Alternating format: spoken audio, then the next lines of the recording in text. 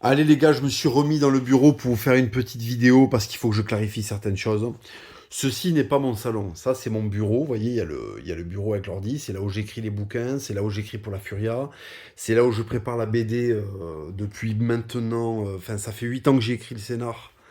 Ça fait 2 ans et demi que je travaille dessus, planche par planche, avec le dessinateur que je vous présenterai quand ce sera fini.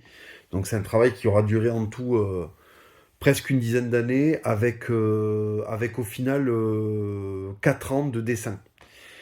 Donc vous comprenez, je branle pas rien de mes journées. Voilà, contrairement à ce qu'on pourrait croire, c'est vrai que je fais souvent des stories quand je fais mes pauses, donc du coup je suis affalé. Mais je branle pas rien de mes journées. Mes journées, je les passe là, tu vois, je les passe là en train de bosser. Il y a des gens nationalistes à 10 balles là, qui me cassent les couilles parce qu'il y a un drapeau américain et il y a un drapeau japonais dans mon bureau, il n'y a pas de drapeau français. Les gars, je vais vous expliquer un truc qui est très simple et je pense que n'importe quel individu doué d'intelligence peut comprendre ça. Toute la journée, je fais des trucs sur le déclin de la France, hein, sur les choses qu'il y a à sauver en France.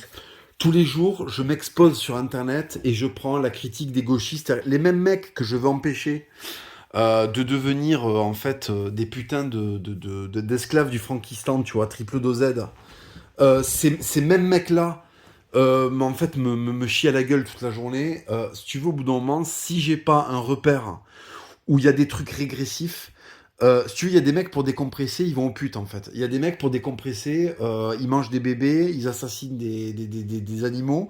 Moi, pour décompresser, j'ai fait une pièce à la gloire des lourdes années 90 qui était, il faut le dire, dominée par l'influence américaine et l'influence japonaise. L'influence japonaise dans les jeux vidéo, et d'ailleurs, voilà, il y a les mecs de Street Fighter, là, les poids lourds de Street Fighter. Le Japon était influencé énormément les jeux vidéo, et l'Amérique, oui, l'Amérique, voilà, influencé énormément le cinéma, les films, le sport, voilà. Donc oui, oui, il n'y a pas de drapeau français parce que c'est juste mon bureau.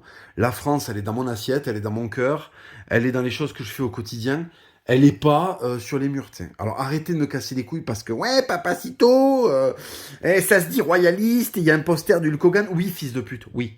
Oui, il y a un poster du Hulk Hogan parce que quand j'étais gosse, si tu veux, je nageais dans le communisme toulousain et en fait tout d'un coup, je mettais la VHS de WrestleMania, si tu veux, et qu'est-ce que je voyais des mecs de droite de 130 kilos se mettre des marmules. Alors oui, oui, c'est américain, oui, voilà. C'est américain comme Internet, comme Twitter, comme ta Xbox, comme Internet, comme plein de trucs en fait. Voilà. Donc oui, oui, il y a un peu d'Amérique dans mes influences. Je suis né dans les putains d'années 80 en fait. Est-ce que tu comprends que dans les années 80, tu te fais saucer par l'Amérique à fond?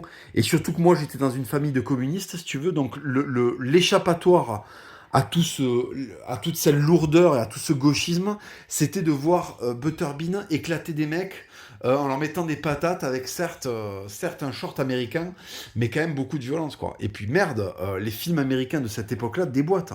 Jurassic Park, Predator, ce sont des produits américains, d'accord?